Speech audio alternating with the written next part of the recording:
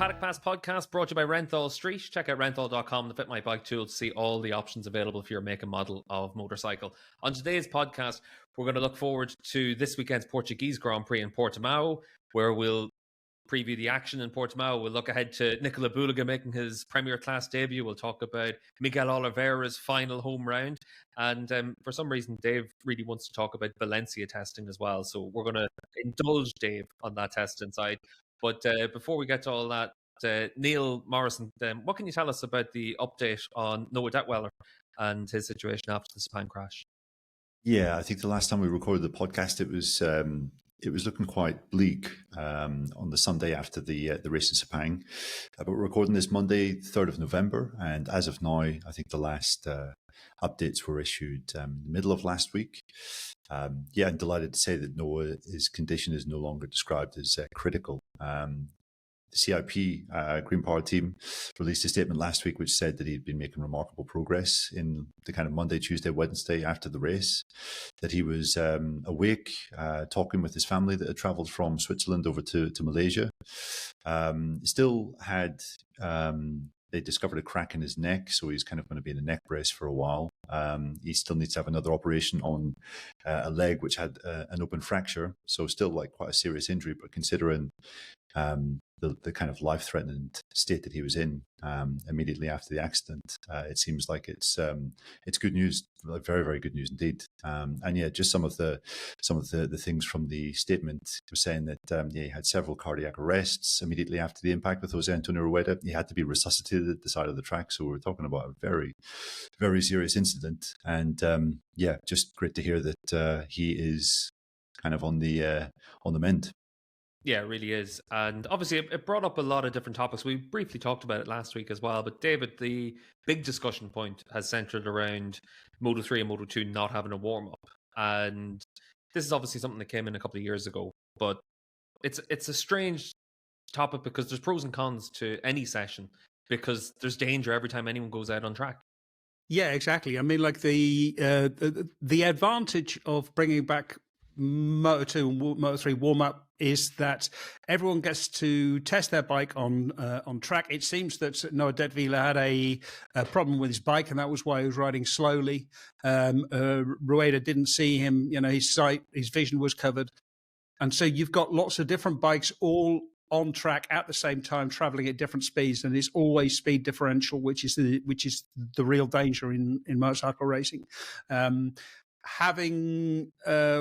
Bringing warm-up backs gives everyone a chance to actually, check a bike if it's been rebuilt, test a few things out, make sure everything is working, and it would actually spread the field out a little bit. But it's more time on track, and every time you go on track, it's more danger. You know, you face more. Motorcycle racing is inherently dangerous, and if something goes wrong, then it can sort of end badly. But there's been a lot of sort of talk of simple solutions, but I don't really see a simple solution to this. I think it is just really, really complicated. I also think it's a case where the finger has been pointed at Dorna because they need more track time for promotion. I think that's a factor, of course. But then, like you say, Dave, if you have a problem in warm-up, then what, are you supposed to have another warm-up for the warm-up? Before going into the race? There's only so much kind of mitigation you can have there. And also, I think it was our friend and colleague Pete McLaren who posted a link into our WhatsApp group last week by pointing out in 2022 there were almost 50 crashes in warm-up that season. So it's not as if warm-up is this this cuddly little session where people just cruise around and make sure their bikes are working okay. It's like you say, it's a session prone to dangers in itself. Yeah, you're absolutely right. I think there were 48 falls across warm-up in 2022, the last time we had warm-up for all three categories. And the year before that, there were 65. 32 of those coming in Moto2 warm-up in 2021. Yeah, that's a lot of occasions when bikes are going into the race, having been recently repaired, and the team can't be surely 100% certified that the bike is absolutely going to run correctly. So putting warm-ups back in, I don't think is just the kind of the be-all and end-all cure. Yeah, I think it's one of those ones as well. Like Neil, you mentioned there about the 60 crashes back in 21. That was when we would have had, I think, 18 rounds that year. So across the 3 different classes, let's say it's the best part of 60 sessions. So there are no guarantees in it. And when you speak to crew chiefs, and obviously in World Superbikes, we have the warm-up for all of our classes. And when I speak to crew chiefs, they still talk about the importance of being able to go in and make sure that a setting change works going into the race.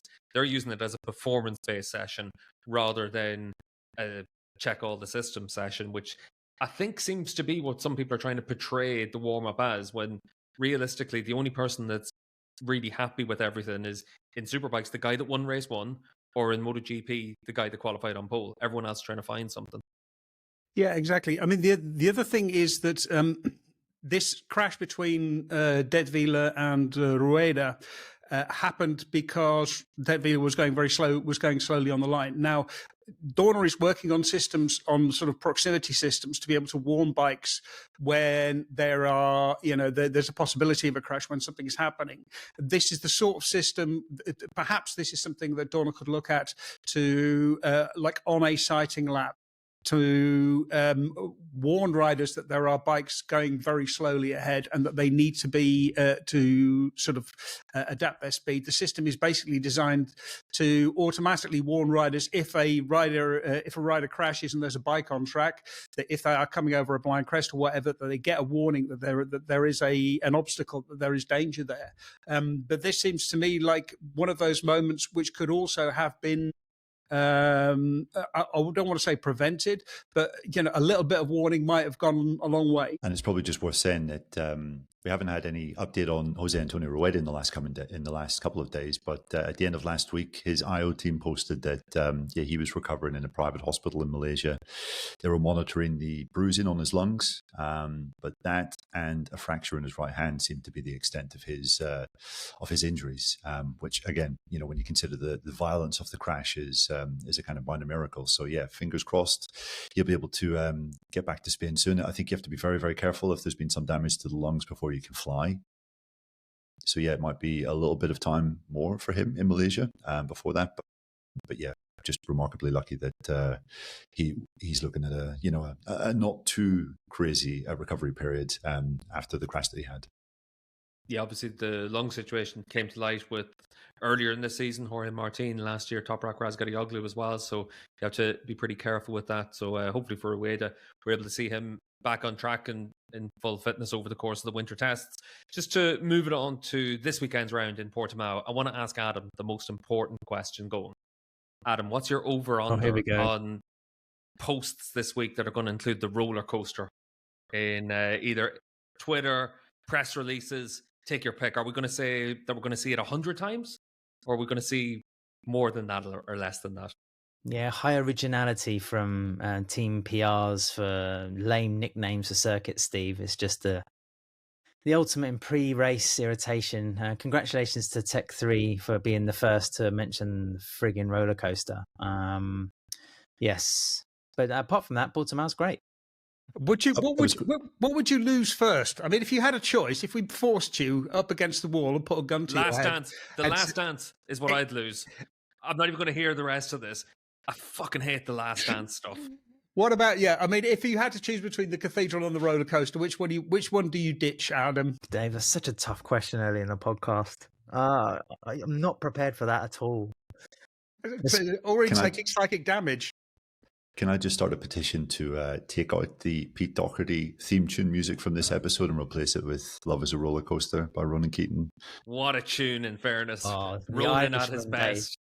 The Irishman just going for the full patriotic treatment. It's a tough question. I can't answer it. I'm sorry. I have to try and think of another circuit name. The waterfall at Saxon Ring is fucking lame as well. I like that. I mean, I used to get annoyed by the rolling Tuscan hills. I was going to mention that, Dave. Yeah, exactly. Because for a start, they're not really all that rolling. They're more rolling around, I suppose, sort of Silverstone and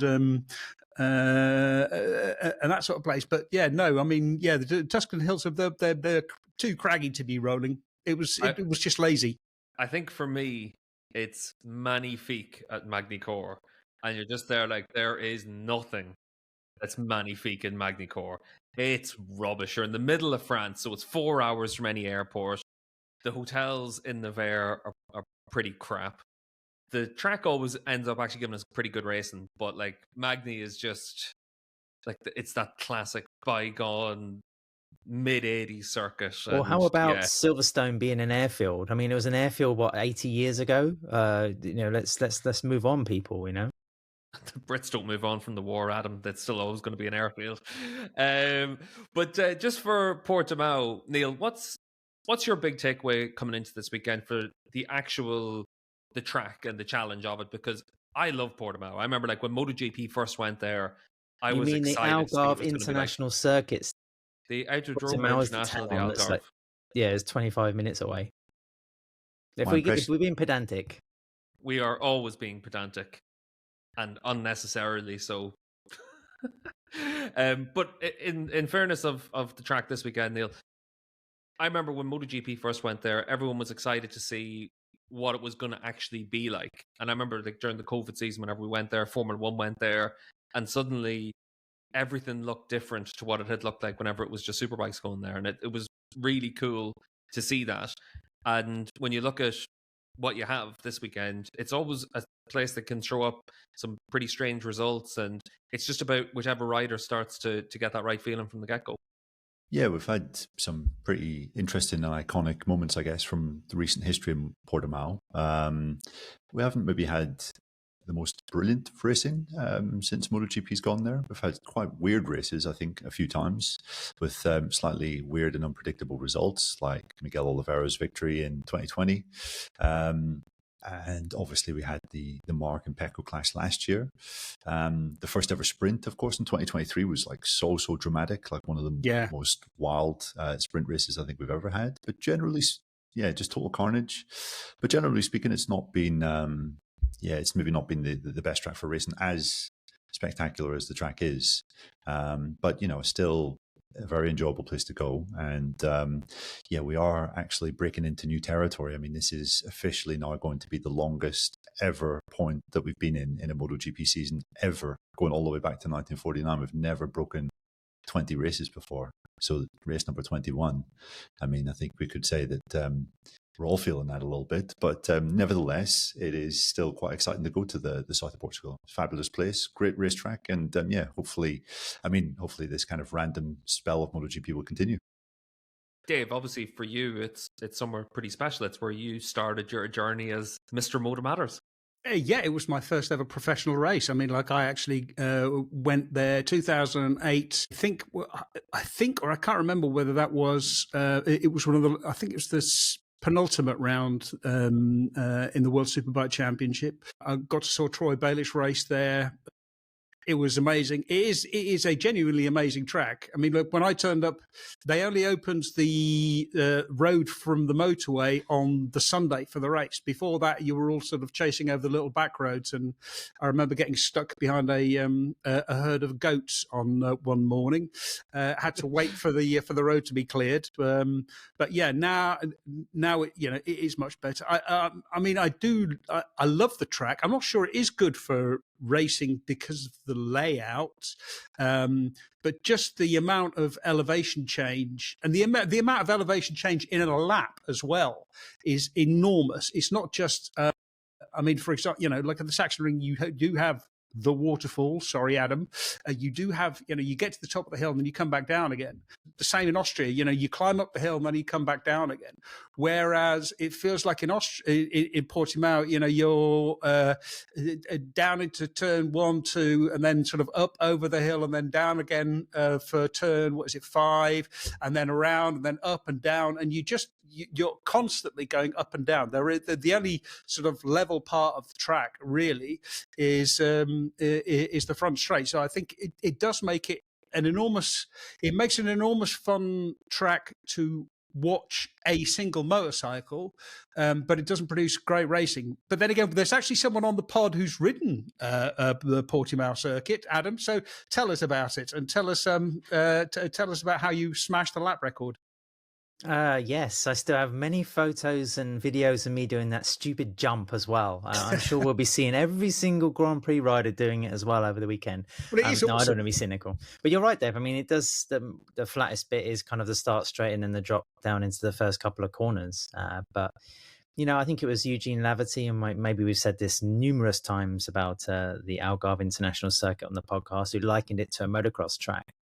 And he's kind of right in one aspect, just from the undulations. And it's unique in that way, I think. And after some, we've had like quite a dizzying spate of circuits recently, what with, Mandalika, going to Phillip Island, coming back to Sepang. So this is just like another one into the mix. But Neil's very right as well by saying this is race 21. So it does feel very much like uncharted territory. And let's not forget that 2024 Portuguese GP was right at the other end of the calendar at the beginning of the year. And the long-term forecast at the moment seems to be pretty good, pretty stable for like kind of 20-degree temperatures over the weekend. So fingers crossed we won't get some sort of weird weather scenarios. I think one of the things for me is that whenever I look at Portimao, I see it obviously from what we get in World Superbikes, where we end up having great races there. But a lot of that comes down to just the difference in machinery compared to MotoGP. I think this year there was 0.3 of a second was the total combined winning margin across the 3 Superbike races. So you can get great racing in Portimao. The problem is always that in MotoGP, we don't tend to have great races anymore, full stop. We tend to have that field stretch. And maybe that'll be a bit different now. Again, the third race without Marquez, you never know what way it's going to play out, because I think that's one of the big things coming into this weekend, Adam. When you look at it, it's always tough to really be able to forecast right now who's actually going to be the guy to beat going into this weekend. You obviously want to think of it that it's going to be a Ducati, or it's going to be, the Aprilia is finding their form, or Pedro Acosta had a podium there last year, all these kind of things. But when you're trying to forecast going into it, you really don't have a clue who to look to. You're right, Steve. I mean, we went from Aprilia territory in Australia to very much kind of a Ducati sort of ground again in Sepang. And if we look at 2024, then you might have to look at the KTMs. I mean, you'd think the KTM teams are going to be a little bit more chipper going to Portugal, purely by virtue of the fact that Pedro Acosta got on the podium there in his second Grand Prix, I think, last year, him in third place. And then you had Brad Binder right behind. I mean, P4 now for Binder would seem like a season highlight. Also, Jack Miller, finished in the top 5 as well. So based on 2024, you'd think that the Austrian bikes will be pretty good, but then it's just so hard to say anything these days. Let's not also forget that Pecco Bagnaia, I think, set the lap record there through tests a couple of years ago. So yeah, I don't know, drop a pin on a page. We're not quite at the point of the podcast yet where we can offer predictions, but but that's good, right? I mean, with Marc Marquez out of action, and we'll talk about Bulega in a moment. Who's to say what's going to happen? And I don't think we can really sort of tar MotoGP with a brush of boredom, because I mean, Superbike's been pretty processional as well in some rounds this year, hasn't it? Some rounds, but we've ended up with quite a lot of great battles as well. Like for me, obviously now I'm more and more from the outside looking into MotoGP, and there's a lot that's quite good, but ultimately, once Mark isn't there, I don't know who's actually the guy. And I don't think that's a good thing.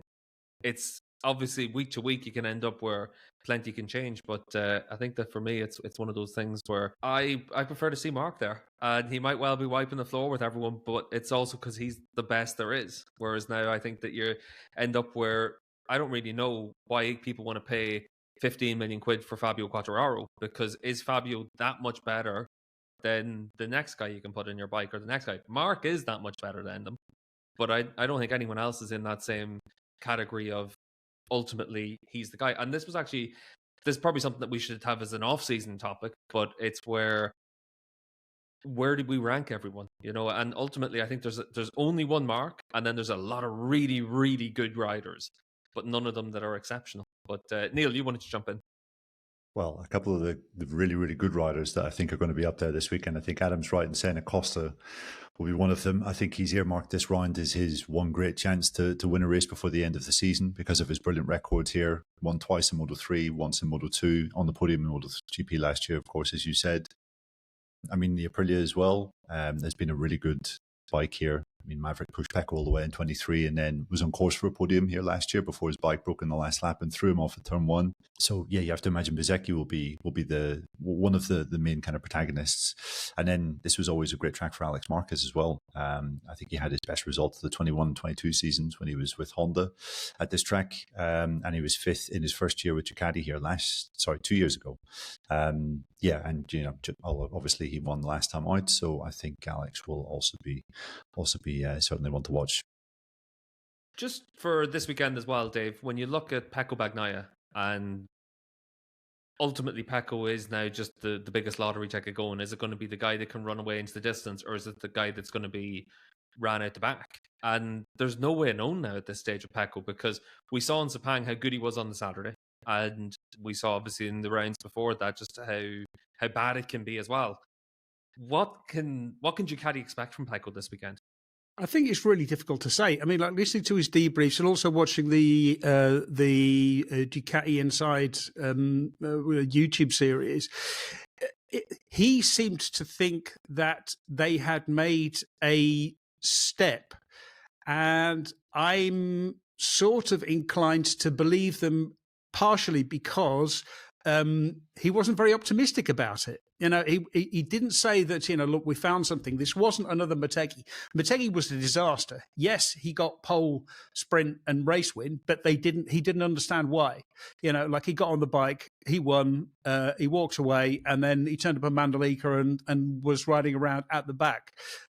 That is the worst possible, that kind of success is the worst possible thing you can have, because you don't understand anything about your performance. What he was saying at Sepang was, they made a step on the Sunday at Phillip Island, but, unfortunately he crashed out, and you did see him coming through the field. Also, his race on Sunday, even though, again, he crashed, he didn't crash, he had a puncture. And there's nothing you can do about a puncture, but he was having a very solid race at Sepang on Sunday. It's a track where he goes well. I think Portimao is a track where he goes well. I would expect him to start with a little bit more optimism than the past few rounds. I would expect him to feel that he will be able to do something. But I don't think he's going to come in thinking, yeah, hey, lads, I'm back. I think he's going to be thinking, at least I think I can put up some kind of a fight. And that's going to be the most important thing. He has to regain his confidence. He has to rebuild his confidence, his belief, his trust in the bike, in his setting, in himself, in the tyres, in the team, in everything. And I think there was a bit of a reset at Sepang that helped. But, I'm not going to rush down to the bookies and stick a tenner on him to win, although you'd probably get really good odds because, but you can do it online these days, Dave. You don't need to run to any bookies. Well, I won't even get into the legal situation of bookmakers in the Netherlands, but never mind. But yeah, no, exactly, I could. But yeah, it's very... It's so difficult to say. It really is. But I'm really interested to see what Aprilia does also, because Maverick was really strong here. Maverick obviously won't be here. He's missing another race to concentrate on his recovery, so he won't be racing for Tech 3 because he's gone on a KTM this year. But if you think about how well Bezzecchi has been riding, if you think about how about Raul Fernandez's sort of upward trajectory. Iagura starting to find a little bit of pace again. I think it's completely wide open. You would expect a Ducati to win, but it's not at all a given in any way, shape, or form. Yeah, as ever with your fantasy team, you're trying to weigh up how I can stay in front of Neil, and ultimately that's all that matters to me this weekend. But obviously for this weekend, Pecco's going to have a new teammate. Nicolo Bulega is in for Portimao and Valencia, and it's a good time to be able to mention as well our friends at Pole Position Travel that when you go to Valencia, the season is over, but the party only begins. And if you've ever been to the season closer of Valencia, you know exactly what Pole Position Travel are talking about. The Sunday night is when the riders hit the streets and everyone's able to join in the party. Pole Position Travel have a couple of rooms left in their deluxe hotel, and they've been organising trips to Valencia for over 10 years, and they've discounted their final rooms by €100 per person. For the best experience of the event, you can join them on the VIP terrace with food, drink, and awesome views, and they also have discounted that by €100 per package for each customer. So check out polepositiontravel.com. But for these final 2 rounds for Bulega coming in, Neil, we saw that he's been able to have, I think it was 3 hours on the GP bike and the Michelin tires. So he's going in at the deep end. Obviously, I don't think anything can really be expected of him. But it's a good opportunity for him. At the end of the day, this is a rider that whenever he was a Moto3 rider was very highly regarded. Ultimately, his Grand Prix career just fell off a cliff and it never really worked out for him. He's gone to Superbikes, he's rebuilt himself, and Ducati's given him a good reward to replace Marcmarquez for these final 2 rounds. It's a good opportunity, as you said, Steve. I think Nicolo himself is very realistic about what he's going to be capable of this weekend. The press release last week, he wasn't exactly saying I'm going to be up there fighting for podiums, but considering that he's going to be one of 2 test riders for Ducati that will be testing their 2027 package next year with Pirelli tires, along with Michele Pirro, Gigi Dall'Igna seems to think that this is going to be a good sort of stepping stone onto that platform. And yeah, it'll just be interesting to see what he can do. I mean, we are looking at a very, very talented rider here. Guy that, as soon as he turned up in Supersport, was immediately competitive, showed up in World Superbike, immediately competitive, did the same in Moto3, although, as you said, his GP career did kind of just fall off a cliff and go nowhere. But I'm intrigued to see what he'll do. I don't think we'll be looking at a rider that's maybe fighting for top 10s, but I mean, if at one point he could be fighting somewhere around the points, that would be a massive, massive achievement, I think.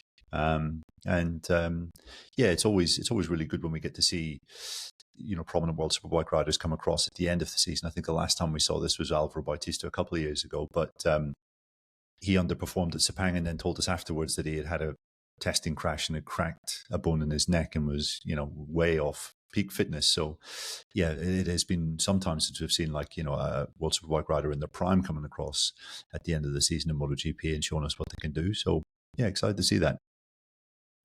Oh, yeah, I think the most interesting part of this, I mean, like Neil, I think you have to be very cautious about Bulega's prospects, even though he is a talented rider. I think it was like his 5th GP or something in Moto3. He was on pole position and very much sort of touted as a future Italian star, had the look and the hair and the attitude, and obviously didn't thrive in the VR46 Academy setup.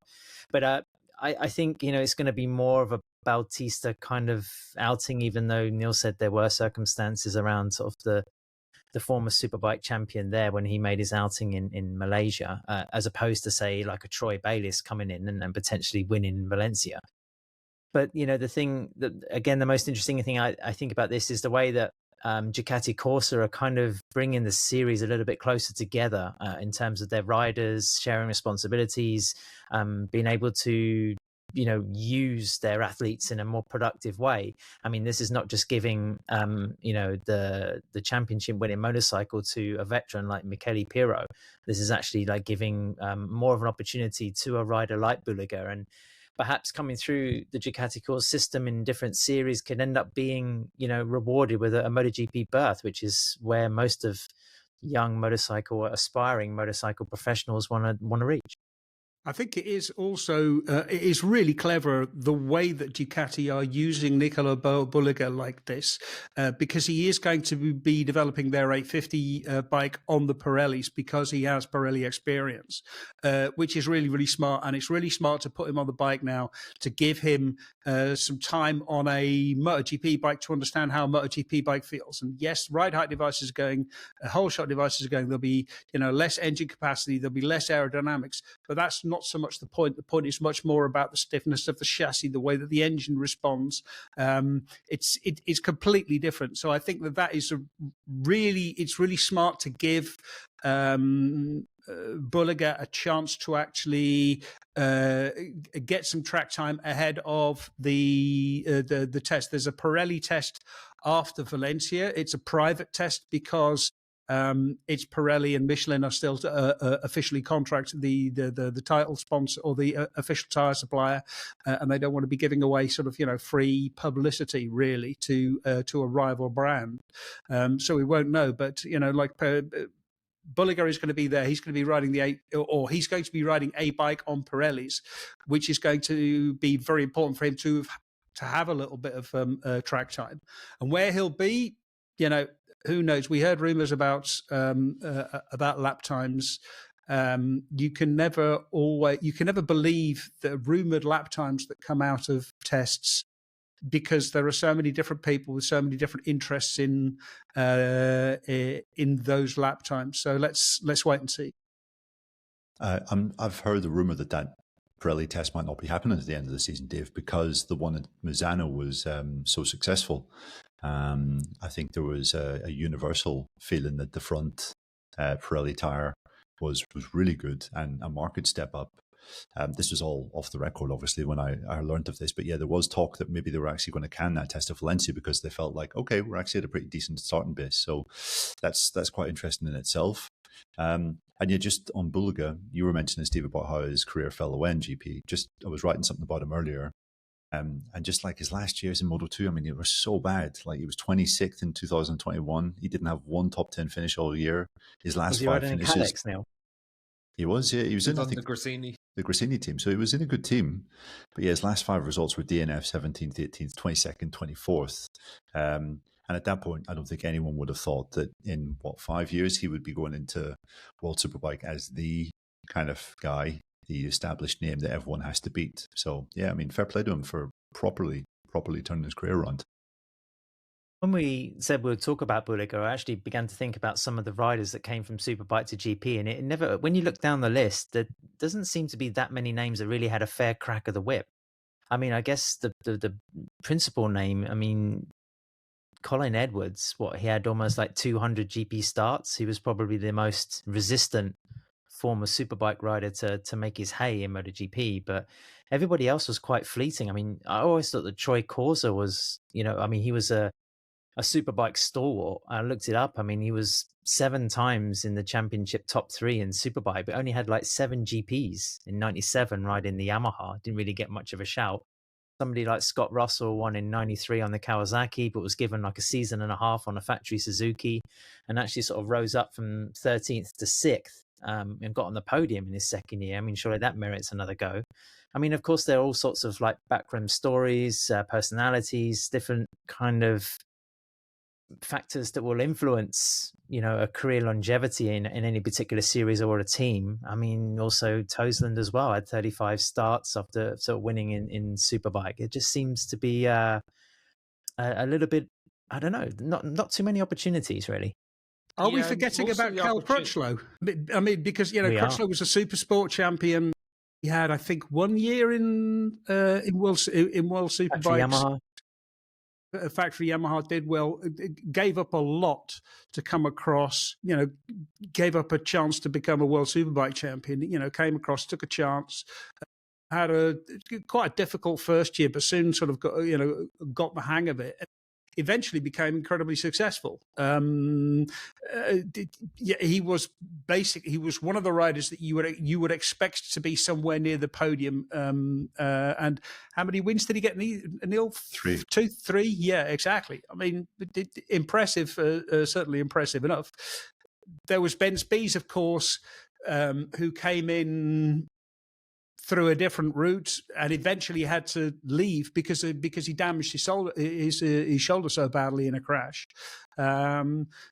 Forced to retire from racing. So yeah, it's difficult. It is difficult. You do have to be given the right opportunity at the right time, and you do, as you say, Adam. You need to be given you have to have some patience from your team owner.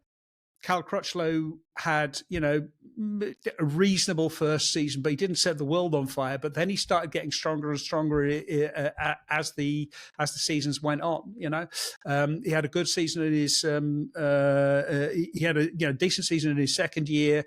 Then he went to Ducati, struggled a little bit, got out of that, got on the LCR Honda, and on the LCR Honda, he was just very, very good. He quickly understood how to ride that.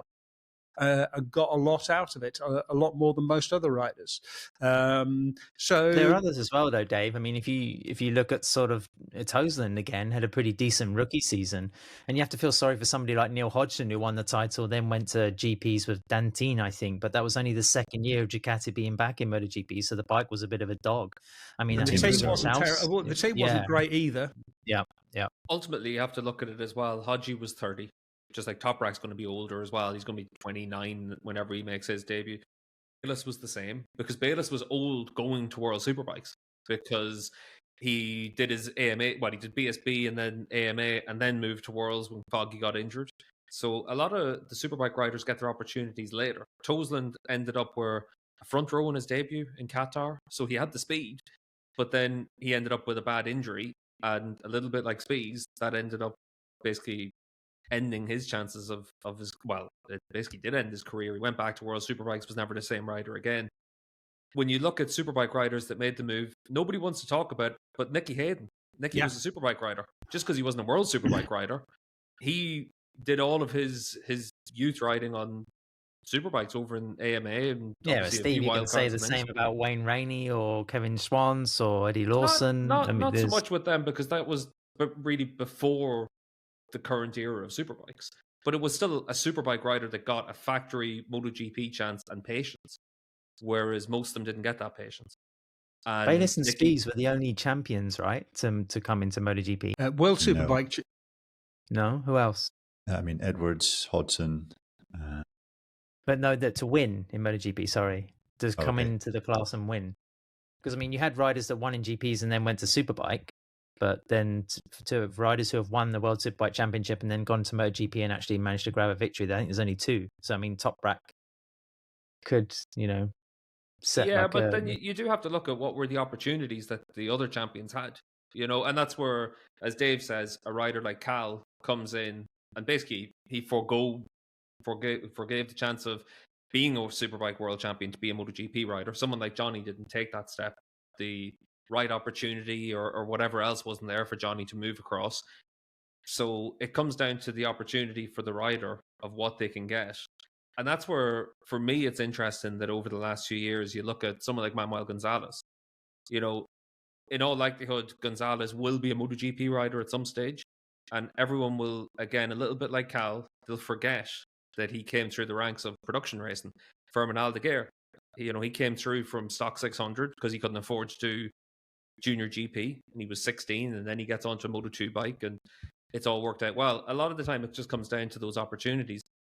Bayliss had a great opportunity, but it was also probably the wrong stage. It was the first year for Ducati coming in, and that's a situation that, fair enough, he got his win, but ultimately he was 32, I think, or something like that, whenever he came across. So it's not an ideal set of circumstances. Edwards, it's the ultimate fuck you to Ducati as well at the time, I think. Well, it was the situation. Gordo always talks about it very well, because it was where he finally got to work with his Superbike crew in MotoGP, and he ended up winning. But Neil, you always point out that he wasn't there as a wild card; he was there as a replacement rider for Sete, wasn't he? Exactly. Yeah. So he was replacing Sete, who had, I think, broken his collarbone at the previous race in Estoril. So I mean, if you want to be the ultimate pedant, which I guess I probably am, then he didn't win as a wild card. He won as a replacement rider. I always think that, like, one of the ones that I would have liked to have seen have not a proper chance, but him to actually be able to do something in MotoGP would have been Nari Haga whenever he jumped onto the 500, because it would have been great. The biggest problem was that Haga was ultimately one of the biggest weirdos in racing, where his feedback was literally just, I'm the best and the bike is shit, so make the bike better. And that feedback never really worked too well as a MotoGP or a 500 Grand Prix rider. But I think that, like, when you look at all the riders that could have come across, one of the big things was the ones that you would have wanted to see were making a lot of money to race in World Superbike. Someone like Foggy. Foggy was earning a lot more in Superbikes than he could have earned in MotoGP. Whenever he came in and he had his wild card on the 500, he looked good. Ultimately, he went on. He won 4 World Championships. He made a lot of money, and a little bit like Johnny, 6 World Championships, earned a lot of money. Do you want to give that up to go to MotoGP? Not a lot of riders want to give up the money in their hand, and it is a business decision at the end of it for a lot of riders. That's what makes it interesting that Toprak decided he wants to go to MotoGP, because ultimately he could have wrote his own ticket in Superbikes for the next 10 years, charged whatever he wanted, everyone was going to pay it. But he wants to go and see what happens from it. Yeah, ask Jake Dixon. He's going the other way for the reasons you say, Steve. But again, there's a Superbike rider that went to Moto2, and he might have been a BSB Superbike rider, but that was his training, came through that rank, and he's ended up doing well. You do have a lot of examples that have gone into the intermediate category and had success. But ultimately, MotoGP is the best riders in the world, the best teams in the world. But it's all a funnel all the way up from Junior GP, from European Talent Cup into Moto3, into the Moto3 World Championship, Moto2, and then MotoGP. And if you're trying to come from outside that, you need to be exceptional, because teams don't want to take risks. And ultimately, that's been one of the big things for a lot of riders trying to come across. And MotoGP now is very risk averse. And it's one of those situations that, a little bit like what I was saying earlier on, whenever you've got such a wide pool of riders that are all very similar, teams don't really want to go outside of that either. And for even a rider like Toprak, the best Superbike rider in the world, and has been for the last few years, does anyone really think that he's going to jump onto that MotoGP bike next year and outperform Quartararo? No one thinks that, because there's so much he has to learn. Half of Turkey might, but they're not motorbike racing fans, they're Toprak fans. The other half think he's going to be very, very, very close. No, I mean, the other thing is, it is about opportunities as well. We've talked about this before. Also, I just want to shout Franco Morbidelli, another rider who came off of stock bikes into Moto2. Danilo Petrucci as well. Yeah, Petrucci's. Yeah, exactly. Just one thing about Jonathan Rea. I mean, like, Jonathan Rea never came across because he never got the opportunity. Also, partly because he was on a Honda, and the attitude within Honda was that every single euro cent spent on World Superbikes was regarded by the heads of HRC as a complete waste of money, and that belonged rightfully to the MotoGP project. Well, in fairness to that, Dave, that was Honda Europe bankrolling the Superbike project. Yeah. And yeah, all but of Johnny's time, Shuhei Nakamoto believed that was his money by right, and it should have been spent on the MotoGP project. So yeah, I mean, this is the problem. You have to get the right opportunity. You have to be on the right bike. I think, especially at that point, you really did have to be in the right team, in the right project. And this is the really difficult thing: coming in from outside, finding yourself on the right bike at the right time, the right team, and the right surroundings with the right people around you. Yeah, I think it is one of those things that it does come down to all those circumstances. And just to move on to the home hero for this weekend, Adam, Miguel Oliveira, it's going to be his last Portuguese Grand Prix. He's got 2 rounds left as a MotoGP rider. I'm curious to know what everyone actually thinks we're going to remember his career by. Will we remember Miguel Oliveira's career as a MotoGP rider? I mean, it's tough, isn't it? Because also as a journalist, I mean, we have that proximity to MotoGP. Miguel can be fantastic value. He has a very sort of dry wit, doesn't sort of suffer fools, I'd say, but then can give you some really good information and insight into what it's like trying to race a MotoGP bike. I think it's quite important to remember that, he's 30 years old, has a hell of a lot of experience. I mean, he's won in every category. But also he's had his fair share of injuries in the last couple of years. I think his last podium was in 2022 when he won on the KTM in Thailand. He's been on 2 bikes since, with the Aprilia and the Yamaha. Shoulder injuries, wrist injuries, and unfortunately, I think he's only had 1 top 10 championship finish like in the last 5 years, and and the results just haven't been there. So when we came into that awkward situation where someone from Prima Pramac, Yamaha, was going to face the chop for next year, then because somebody at Yamaha really fancies Top Rack, then it was between him and Jack Miller, and he paid the price for it. But I do think this won't be the last time we see Miguel racing a GP bike in Portugal. I think, the remit now for testing, for replacement riders, particularly with the championship reaching 22 races, is pretty big. I can see Oliveira racing again in Portimao or Estoril or wherever we go in the future. But yeah, as a full-time sort of campaigner, I think maybe we also have to question whether the future of the Portuguese GP. Oliveira's been a part of the championship now for 14, 15 years, and he's helped been sort of that cornerstone. And one other thing, just to sort of bang on, is just the diversity of riders on the grid. It's another nationality that's sadly lost to MotoGP for 2026. Obviously, for next year, though, in terms of that diversity, you do get a Turkish rider and a Brazilian rider on the grid.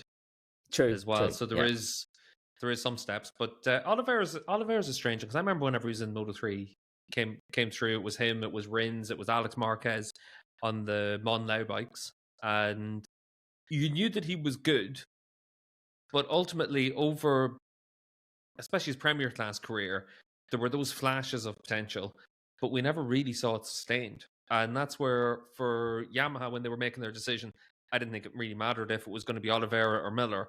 One of them had to go, because neither of them are going to be that guy that can be that superstar, can be that championship contender or whatever. Top Rack mightn't be that guy either. But we've also seen over 10 years for Jack Miller, 5 years for Miguel Oliveira, they're not that guy either. So I think that Oliveira to World Superbikes makes a lot of sense. Miller to World Superbikes would have made even more sense to me. But I think it's a shame whenever any rider's career at the Grand Prix level comes to an end. I think that it was good that Miguel at least saw the sense that going to be a test rider probably wasn't going to be the best call for him, and at least he still gets to race next year. But I do think Portimao is going to be one of those rounds going forward where is there the demand for it? Because obviously I haven't been there for the Grand Prix. But Neil, is it a busy round? Is it a busy round? That is a good question. I remember when Formula One went, it was massive. Like, we never saw a crowd like that where every seat was taken all the way around the track. Yeah, I don't think it's that busy. Yeah, I don't have exact figures to hand, to be honest, but I wouldn't say it's one of the busiest rounds. Yeah, and without a Portuguese star, then who knows what it will be like in years to come. But yeah, just a quick thing on Oliveira. I mean, you kind of have that impression, don't you, that he was just a kind of nearly man. I mean, he lost out in the Moto3 Championship in 2015 by 6 points. Missed the Moto2 Championship in 2018 when he was fighting with Bagnaia by 9 points, I think it was. He was the kind of nearly man in those categories. And then I always felt like just as he was kind of hitting his peak or picking up a real head of steam in MotoGP, he would get an injury. Like in the middle of 2021, when he had that brilliant spell, when he won in Catalonia, pushed Mark really hard at the Sachsenring. Then he came back after the summer break in Austria, I think, and damaged something, maybe his shoulder. And that kind of affected him for the rest of that season. Then obviously his first season with Trackhouse, it was RNF at that time in 2023, his first year on the Aprilia. Started the season in blazing fashion. And then Mark took him out in the first race so memorably. He got taken out in Portugal as well, damaged himself. And yeah, you just kind of felt like he was never quite able to hit those levels again after that. So yeah, I think he's one of those what could have been riders. Circumstances have played out a little bit differently. You could have seen a lot more Grand Prix victories, but still to walk away, as a runner-up in the two junior categories and a 5-time MotoGP race winner, I mean, that's still not a bad legacy to walk away from. I think it's also worth mentioning to people that maybe have not been to the Algarve International Circuit or like a Portuguese GP when Miguel's been racing, is that he is huge in Portugal. I mean, I think someone told me that he was second just behind Ronaldo, the footballer, in terms of sporting profile. To be right at the top of the sport and to hoist MotoGP, I think, okay, you can debate how big or how significant Portugal is as a country in Europe. I mean, if you want to have that argument, but it's still significant. I think that you have, what were we given the UK to have an athlete in a sport like MotoGP to be able to have it on the evening news. And when you're driving from Lisbon down to the track, you stop in a service station and Miguel's there on adverts, just advertising banks or insurance or whatever. There's a considerable kind of impact there, and if he leaves the series, then he's going to leave the series, then it's going to be a bit of a loss. I always enjoy the memory of Dave telling Miguel Oliveira in person that he was staring at him when he was taking a pee in one of the service stations. Yeah. And Miguel looked at him to say, "What are you talking about?" And he said, "Oh yeah, your advertisement was plastered just above the urinal." And he was like, "Oh yeah, of course, yeah." It was really off-putting. Like normally, if it's just an actor that you don't know, or someone, a model who you don't know, you can sort of ignore it. But when you're used to actually speaking to the bloke 4 times a week, and it's very, very disconcerting to watch him, to have him look at you in the face as you stand there relieving yourself. Just to go back to the numbers, I looked it up quickly. Go back to the numbers, Dave. Number 1 or number 2, Dave? Number 70,000, which is for about the number of people who turn up on a Sunday there. I think it's been 40,000, 60,000, 70,000. So it's not amazing, but it's not bad, and it's better than a lot of other rounds. Well, the irony of David Emmett commenting on the spectator numbers when it comes to judging a Portuguese Sunday, just Sunday. That's all, just Sunday. Miguel's always been pretty good with a quip, and I liked this year I was able to silence him a little bit, because post-race in Hungary, we were kind of just staring at him in the media debrief, and I said to him, "Miguel, was that as good to ride in as it was to watch?" And he just kind of looked at me as if almost sort of cracked up, as if to say, "Yeah, you managed to sum up the experience of Ballantine Park." But yeah, I like I said earlier, I think he'll be missed. I actually liked Balaton because we stayed at the circuit that's at the hotel that's at the circuit. So you just walk straight in the morning. I thought it was great.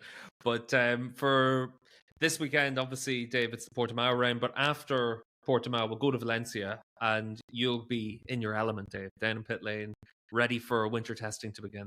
Yeah, I mean, testing is going to be interesting, in part because we don't know what's going to be tested, because 2026 is the last year of the thousands, and a lot of effort is going into the 850s already. So there'll be some factories who don't know have an awful lot to do, and there'll be others like Yamaha, for example, who have this V4 that they really need to start making competitive.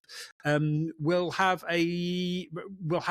really an awful lot to do. So yeah, it's going to be an interesting one. Also, seeing Toprak on the bike for the first time, seeing Diogo Moreira step up is also going to be interesting. It's quite possible that, or it's looking that way, that Honda are going to lose their a part of their concessions. They'll move up from category D to category C, so that means they'll have less time to time to develop. But yeah, it's a really intriguing prospect. We're going to try and find out a little bit more once we get to Portimao, and we're together with any other victim I can find. We'll sit down and actually make a show, especially for our Patreons, all about the testing. So yeah, make sure you sign up, patreon.com/Paddock Pass Podcast, to get all of that stuff, including all of the note shows and stuff, which we'll be recording during the weekend as well. Dave, will the inline disappear in Valencia?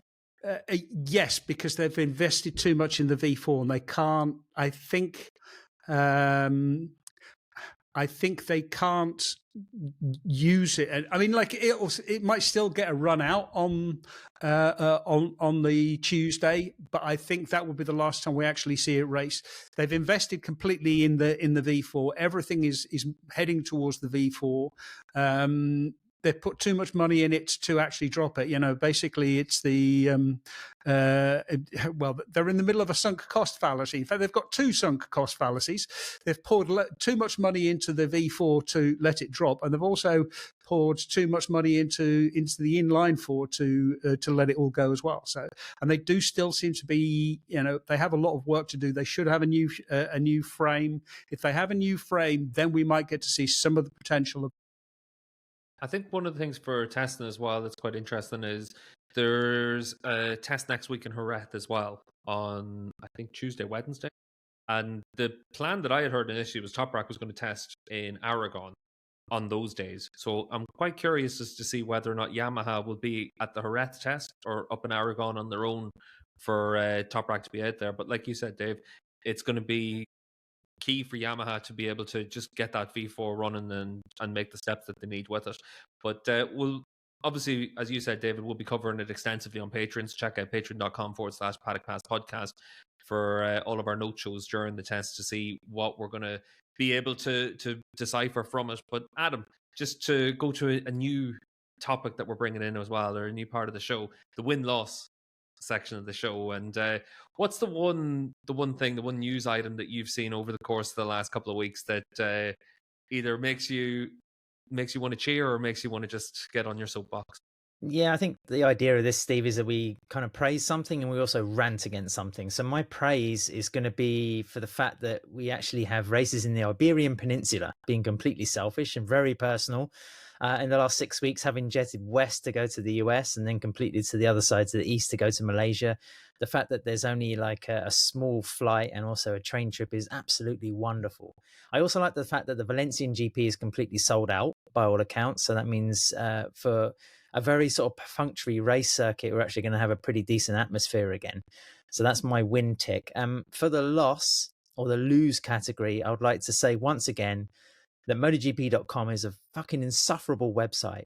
The fact that, as journalists, you have to go and check Wikipedia and, verify rider statistics against numerous sources is just a complete ball ache. When the previous version, I'd use Forex. The previous version of the website was amazing, and it had everything to hand. You could see everything at a distance, and some numpskull in Dorna decided to scrap it.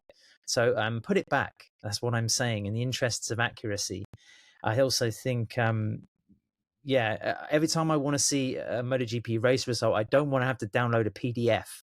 So please just help out the few of us that actually need to use the website for professional reasons. Are you saying you haven't written a whole bunch of Perl scripts to download the JSON files, or No, I don't have an Excel sheet for that, Dave. You don't? Okay, right. Well, you ought to. It's really terribly simple. But I do get you. The one thing that I do miss is the results, is the actual career results, which they have on Wikipedia. So yeah, I feel your pain. What about you, Dave? Do you have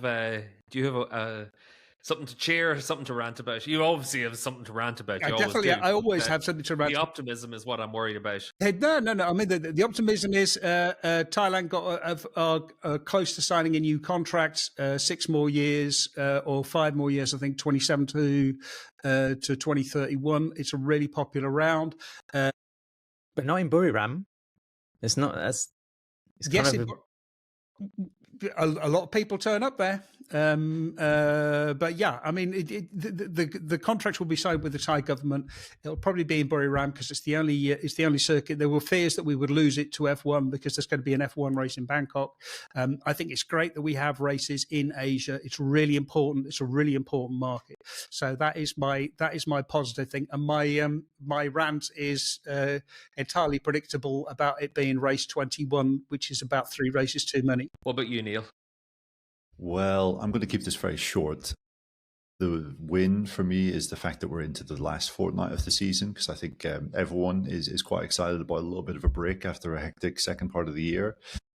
And my loss is this new section of the podcast, because I didn't actually prepare anything for it. So I swear I'll do better next time. Well, I'll tell you what, I'm going to go with... If you could see Adam's face right now, it is worth going straight over professionalism. Straight over to YouTube. Professionalism is disappointing. That's the beauty of the YouTube video, is people will be able to see Adam's disgust. I think for me, my reason to cheer is actually for Bulega. I'm excited to see him on the MotoGP grid. I have absolutely no expectation that he's going to do anything on it, because you're jumping in on such a totally different bike. But it's nice to see a fast World Superbike rider go and get that opportunity, and ultimately there's no pressure on him. It'll either be good, it'll be bad. No one's going to remember it if he doesn't perform well. He's jumping in on something totally different, so I'm excited to see how he does over these 2 rounds. And my rant is actually just something that just consistently annoys me, and it's the BMW to MotoGP talk, because I saw again another few articles on it in the last couple of weeks, and there's doesn't seem to be any incentive for BMW to go and do it, yet people want to keep writing about it. So It's Eichner, Steve. That would be questions it. going on.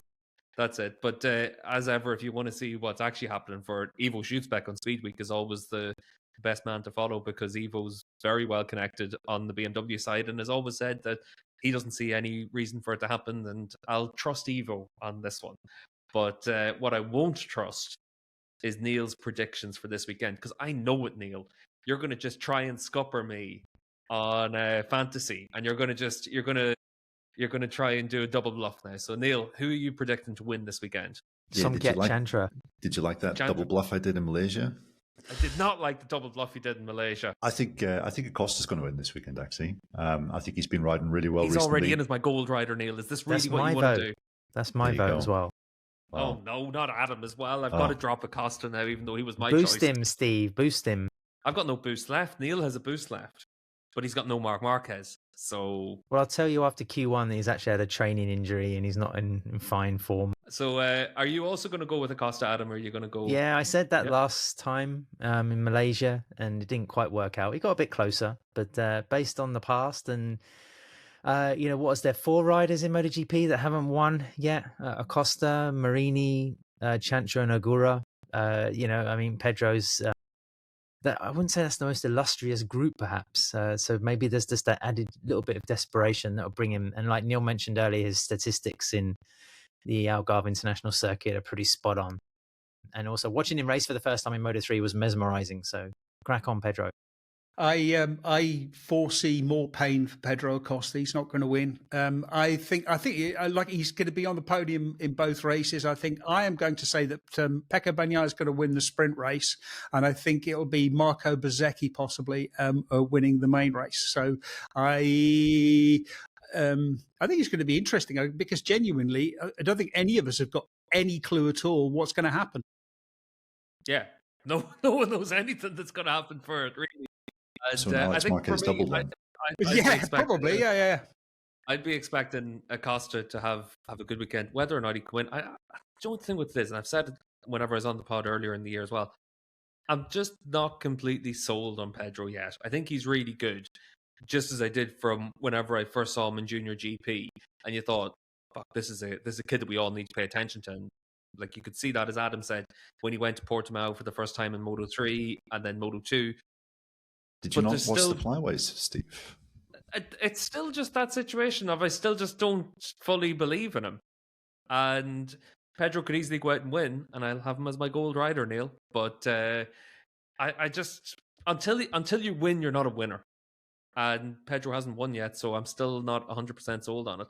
But ultimately, as we move into the weekend on Paddock Pass, on patreon.com/Paddock Pass podcast, we can see all the note shows that you boys are going to do that'll tell me whether or not I can trust Acosta from Thursday, Friday, Saturday, and then into our review show on Sunday. So we'll have a busy week at the Portuguese Grand Prix, and 3 boys are on site, and it's going to be an exciting weekend for us on the Paddock Pass podcast, and then we've got Valencia straight away after that. So it's going to be a busy couple of weeks for the 4 of us and for the MotoGP paddock.